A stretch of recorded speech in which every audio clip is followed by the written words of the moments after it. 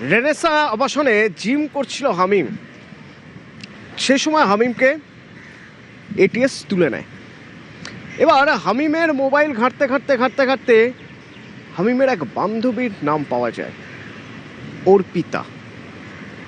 এই অর্পিতা এবার এটিএসের জালে। হামিদের সঙ্গে অর্পিতার কি সম্পর্ক? হামিদ অর্পিতাকে বিভিন্ন জায়গায় পাঠাতো, কেন পাঠাতো? আচ্ছা, এই অর্পিতা কে? অর্পিতার সঙ্গে হামিদের পরিচয় কিভাবে? কোথায় থাকতো অর্পিতা? আমার সঙ্গে রৌনক রয়েছে সরাসরি। রৌনক, এক এক করে একটু ব্যাকগ্রাউন্ড বোঝার চেষ্টা করব, এই অর্পিতা কে? দেখো, তোমার জানিয়ে রাখবো, এই যে গ্রেফতার করা হয়েছে হামিদ মন্ডলকে, তারই অত্যন্ত ঘনিষ্ঠ বান্ধবী এই অর্পিতা। গতকাল যখন তার ফোন বাজেয়াপ্ত করা হয়, সেখানে ফোন খতিয়ে দেখার পর বেশ কিছু সামাজিক মাধ্যমে এবং অর্পিতার সঙ্গে হোয়াটসঅ্যাপ চ্যাট এসটিএফ আধিকারিকরা তাদের হাতে পায় এবং সেখানে দেখা যায় বিভিন্ন সংবেদনশীল যে তথ্য, প্রভাবশালী ব্যক্তিদের সঙ্গে কথোপকথনের কথা, এই ধরনের চ্যাট কিন্তু এই অর্পিতার সঙ্গে হামিদ মন্ডলের উঠে আসে। এই জায়গায় দাঁড়িয়ে পুলিশ এই অর্পিতার খুঁজে তল্লাশি অভিযান চালায়। গতকাল রাতে ঝাড়খণ্ডের সাহেবগঞ্জ থেকে তাকে গ্রেফতার করা হয়েছে এবং তদন্তকারী আধিকারিক সূত্রে যে খবর জানা যাচ্ছে যে আদতে এই হামিদ মন্ডল হানি ট্র্যাপের যে পদ্ধতি তা অবলম্বন করেছিল। তুমি এর আগেও জানবে বিভিন্ন জঙ্গি নাশকতা এরা ব্যবহার করে থাকে, অর্থাৎ এই অর্পিতাকে হানি ট্র্যাপের মাধ্যমে ব্যবহার করে বিভিন্ন যারা প্রভাবশালী ব্যক্তিত্ব তাদের কাছ থেকে সংবেদনশীল তথ্য এবং বিভিন্ন যা নির্দেশ হামিদ মন্ডলের কাছে আসতো, সেই নির্দেশগুলোই অর্পিতার মাধ্যমে তিনি নিজের কাছে নিয়ে আসছেন। সেই জায়গায় দাঁড়িয়ে তদন্তেই অর্পিতার ভূমিকা অত্যন্ত গুরুত্বপূর্ণ। এই কারণেই আজকে তাকে আদালতে তুলে নিজেদের হেফাজতে চাইবে এসটিএফ এবং অর্পিতা হামিদ মন্ডল দুজনকে মুখোমুখি বসে জেরার একটা সম্ভাবনা রয়েছে। কারণ শুধুই মাত্র কি হামিদ মন্ডল এবং অর্পিতা নাকি এর পেছনে একটা বড় নেক্সাস কাজ করছে এবং সবথেকে গুরুত্বপূর্ণ বিষয় যেটা, যে আদতে কোনো স্লিপার সেল রয়েছে কিনা যারা কোনো রকম নির্দেশ আসলে অ্যাক্টিভ হওয়ার সম্ভাবনা ছিল। কারণ এর আগেও দেখা গেছে এরকম ভাবেই এই জঙ্গি সন্দেহ বা যে রকম ভাবে জঙ্গি গ্রেফতার হয়, তারপরে কিন্তু এরকম তাদের কিছু লিঙ্ক দিয়ে আরো বেশ কয়েকজনের নাম যুক্ত হয় এবং সব জায়গাতেই দেখা যায়, বেশিরভাগ জায়গায় এইখানে এই হানি ট্র্যাপের বিষয়টা, অর্থাৎ যে নির্দেশ জৈশ-ই মোহাম্মদের গ্রুপ বলা যায় বা অন্যান্য যে সমস্ত জঙ্গি সংগঠনের সঙ্গে তিনি যুক্ত ছিলেন সেখান থেকে আসতো, সেই নির্দেশ পালনের জন্য তার বান্ধবীকে ব্যবহার করা হতো এবং সেই মতেই একের পর এক অ্যাসাইনমেন্ট দিয়ে দেওয়া হতো। এখানে একটা খুব ইন্টারেস্টিং জায়গা আছে, সেটা হলো আমরা গতকাল পর্যন্ত হামিম সম্পর্কে যা যা জানছিলাম বা এখনো পর্যন্ত যা যা জানি, তাতে একটা বিষয় স্পষ্ট, তা হলো হামিম এই ভাট গ্যাংয়ের সঙ্গে সরাসরিভাবে যুক্ত নয়। সে কিছু ইনফরমেশন পাঠাতো, তার বদলে সে মাসে মাসে টাকা পেত, অর্থাৎ তাকে পুরোপুরি দলে নিয়ে নেওয়া হয়নি। এবং এখান থেকেই আমরা বারবার কাল থেকে খোঁজার চেষ্টা করছিলাম, রৌনক তুমিও বলছিলে, আমরাও এইটা নিয়ে আলোচনা করছিলাম যে তাহলে লিঙ্কম্যানটা কে এই সাজ্জাদ ভাটের সঙ্গে ওকে যোগাযোগটা করিয়ে দিয়েছে। তো এখন দেখা যাচ্ছে সেই লিঙ্কম্যান বা লিঙ্ক ওম্যান অর্পিতা।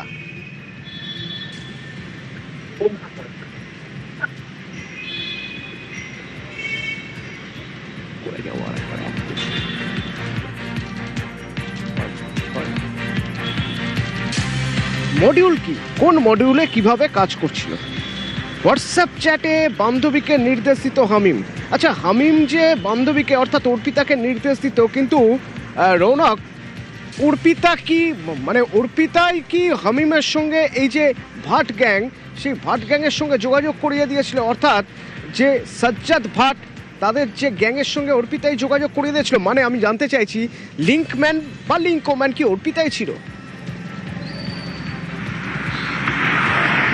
দেখো, এটা তদন্তকারী আধিকারিকরা খতিয়ে দেখছে, কারণ যেভাবে যে বিষয়গুলি সামনে আসছে, যে সংবেদনশীল তথ্য এই অর্পিতাকে মাধ্যমেই কিন্তু অর্পিতার মাধ্যমে হামিম পেত, সেই জায়গায় দাঁড়িয়ে অর্পিতাই কি যোগাযোগ করিয়ে দিয়েছিল না হামিম সরাসরি যোগাযোগ করেছিল, তারপরে এই ধরনের তথ্য পাওয়ার জন্য অর্পিতার সঙ্গে তিনি যোগাযোগ স্থাপন করে পরবর্তীতে হানি ট্র্যাপের মাধ্যমে প্রভাবশালী ব্যক্তিদের কাছে পৌঁছে যাওয়া এবং তাদের কাছে সংবেদনশীল তথ্য নিয়ে এসে হামিমকে পৌঁছে দেওয়া এবং সেগুলোকেই হোয়াটসঅ্যাপ কিংবা সোশ্যাল মিডিয়ার বিভিন্ন প্ল্যাটফর্ম ব্যবহার করে তারা কিন্তু এই যে জঙ্গি সংগঠনের গ্রুপ বা যারা সহযোগী ছিল জৈশ ই মোহাম্মদের তার কাছে পৌঁছে দিত।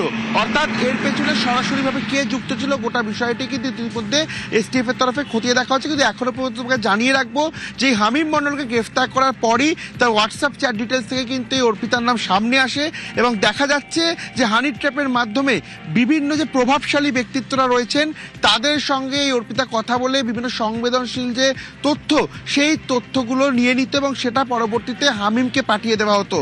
অর্থাৎ এই তদন্তে অর্পিতার একটা গুরুত্বপূর্ণ ভূমিকা রয়েছে।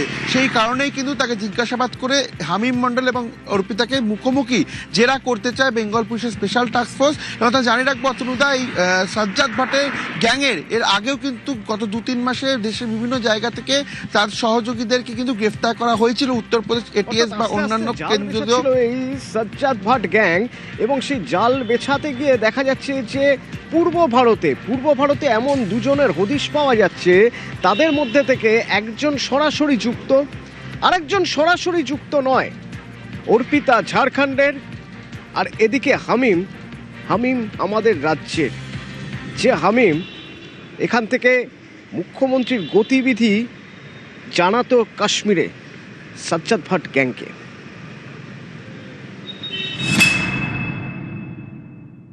It's a very sensitive issue.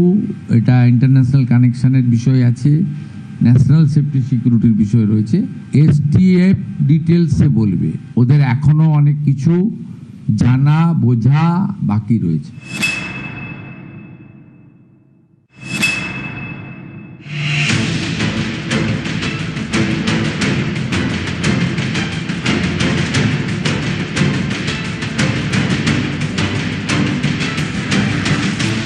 বৃহস্পতিবার সকাল 8টা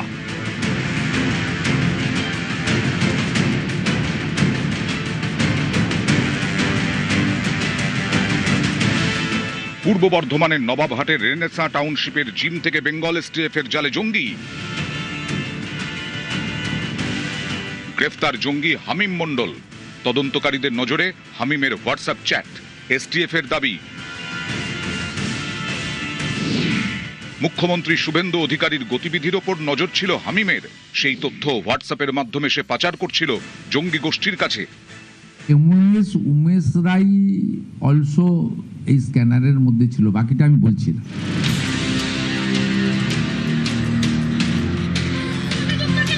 জঙ্গি হামিম মণ্ডলের টার্গেট ছিলেন হাওড়া উত্তরের বিজেপি বিধায়ক উমেশ রাইও। তিনি রাজ্যের পরিষদীয় দফতর এবং পুর ও নগর উন্নয়ন দফতরের প্রতিমন্ত্রী। এসটিএফ এর দাবি, উমেশ রায়ের পরিবারের সদস্যকে অপহরণের ছক ছিল হামিমের। সেই সদস্যের যাবতীয় তথ্য কাশ্মীরের সাজ্জাদ ভাট জঙ্গি গোষ্ঠীকে পাঠাতো হামিম। এসটিএফ এর দাবি, তারা জানতে পেরেছে সিক্রেট অ্যাপের মাধ্যমে পাক এজেন্টের সঙ্গে যোগাযোগ রাখতো সে। যত সন্ত্রাসী তাকত সব পশ্চিম বাংলাকে নিজের সেফ প্লেস বানিয়েছিল। তারা ভুলে গেছে যে এই পশ্চিম বাংলা এখন রাষ্ট্রবাদীর রাজনৈতিক দলের হাতে আছে। এরা দাবা করছে যে তারা নাকি সিএম কে মেরে দেবে, তো আমাকে থ্রেট করেছে। আমরা এটা সার্বজনিকভাবে বলিনি, এর বিরুদ্ধে আমাদের পুলিশ প্রশাসন লেগেছিল। এর সঙ্গে যত লোক যুক্ত আছে, যত লোক এদেরকে সাপোর্ট করতো, সব লোক চিহ্নিত হবে, তাদের বিরুদ্ধে কারবাই হবে। এসটিএফ সূত্রে খবর, হাওড়া, কলকাতা, পূর্ব বর্ধমানে যাতায়াত ছিল হামিমের। জৈশ ই মোহাম্মদ জঙ্গি গোষ্ঠীর সঙ্গে হামিমের যোগ পাওয়া গেছে। জঙ্গি সাজ্জাদ ভাট গোষ্ঠীর হয়ে কাজ করত এই হামিম মণ্ডল। প্রাথমিকভাবে তদন্তে তেমনটাই জানতে পেরেছে বেঙ্গল এসটিএফ। একের পর এক চাঞ্চল্যকর তথ্য এই হামিম মণ্ডলের থেকে পেয়েছে বেঙ্গল এসটিএফ। সাজ্জাদ ভাট গোষ্ঠী পাক জঙ্গি সংগঠন জৈশ ই মোহাম্মদের স্লিপার সেল। 2019-এর 14 ফেব্রুয়ারি পুলওয়ামা হামলার সঙ্গে জড়িত ছিল সাজ্জাদ ভাট। সে বছরই এনকাউন্টারে নিহত জঙ্গি সাজ্জাদ আহমেদ ভাট। সাজ্জাদের মৃত্যুর পরেও সক্রিয় তার গোষ্ঠী।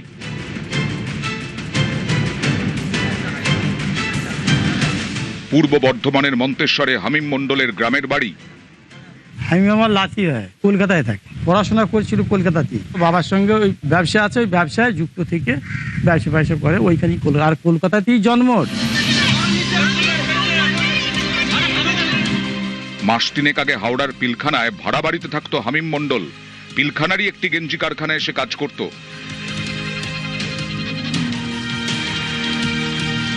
এটা বর্ধমানের রেনেসা টাউনশিপ। মাস তিনেক আগে এই অভিজাত আবাসনে ফ্ল্যাট ভাড়া নিয়ে পরিবারের সঙ্গে থাকা শুরু করে হামিম মণ্ডল। এই রেনেসা টাউনশিপের জিম থেকেই বৃহস্পতিবার বেঙ্গল এসটিএফ এর জালে জঙ্গি। তার সাকরেদদের খুঁজে এসটিএফ। সোমরাজ বন্দ্যোপাধ্যায়, শরদিন্দু ঘোষ এবং নবকুমার রায়, নিউজ 18 বাংলা।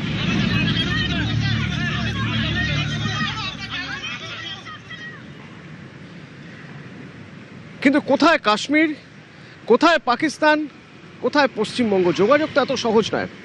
আর যদি ইন্টারনেটে যোগাযোগ করা হয় তাহলে সেটাও সাইবার ক্রাইম বিশেষজ্ঞদের চোখে ধরা পড়ে যাবে। তাহলে হামিম যোগাযোগ করতো কিভাবে হামিম সেই সব গ্রুপের সঙ্গে যোগাযোগ করত যারা নাশকতার কাজ করে, যারা মডিউল তৈরি করে ডার্ক ওয়েবে। আমার সঙ্গে সান্নিক সরাসরি আছে। সান্নিক, এই ডার্ক ওয়েবে ঢোকাটা সহজ নয় মোটেও, কিন্তু যারা জানেন কিভাবে ঢুকতে হয় তারা ঠিক ঢুকে যান। কিন্তু আমার কথা হচ্ছে যে এখানে এই হামিম ডার্ক ওয়েবে ঢোকার পর কিভাবে যোগাযোগ করলো তার পছন্দের যে গ্রুপগুলো সেই গ্রুপগুলোর সঙ্গে।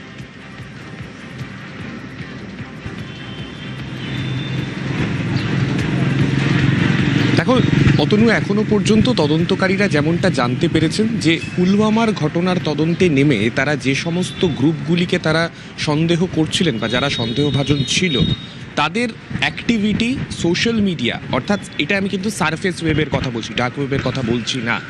সেক্ষেত্রে তারা কি ধরনের মেসেজ সেখানে ফরওয়ার্ড করতো বিভিন্ন গ্রুপ, সেই সমস্ত সোশ্যাল মিডিয়ার তাদের অ্যাক্টিভিটির ওপর তারা নজর রাখতে শুরু করেন এবং সেক্ষেত্রে বেশিরভাগ ক্ষেত্রেই ভারত বিদ্বেষী বিভিন্ন মন্তব্য, বিভিন্ন রকম কন্টেন্ট সেই সমস্ত গ্রুপে চালাচালি চলতো এবং সেই জায়গাতে এই হামিমের উপস্থিতির কথা তদন্তকারীরা টের পেয়েছিলেন।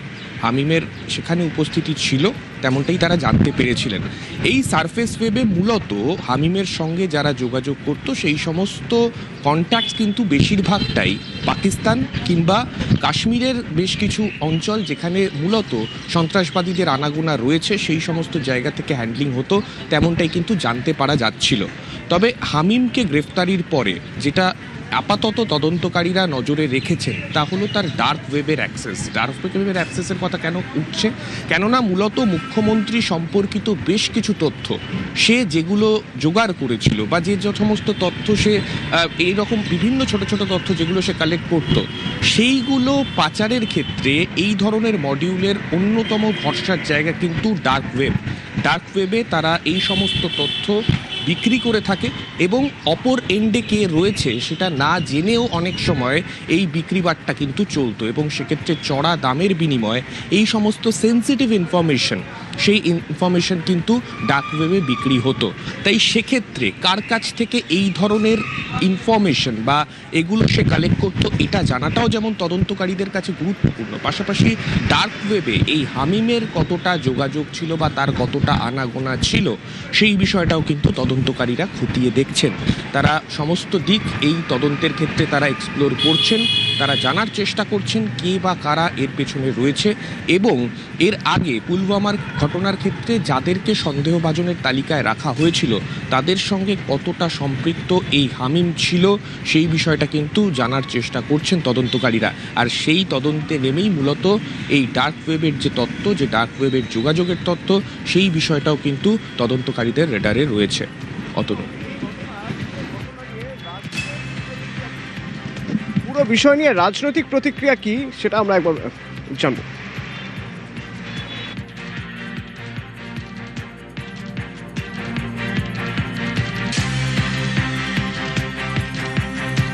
আইবি রিপোর্ট ছিলই, আমরা তো আগে থেকে বলছি কি শুভেন্দু অধিকারী উপরে সবসময় থ্রেট আছে, উনি ওনাকে সরিয়ে দিলে মমতা ব্যানার্জি লাভবান হবেন, তাই জন্য এসব করছে।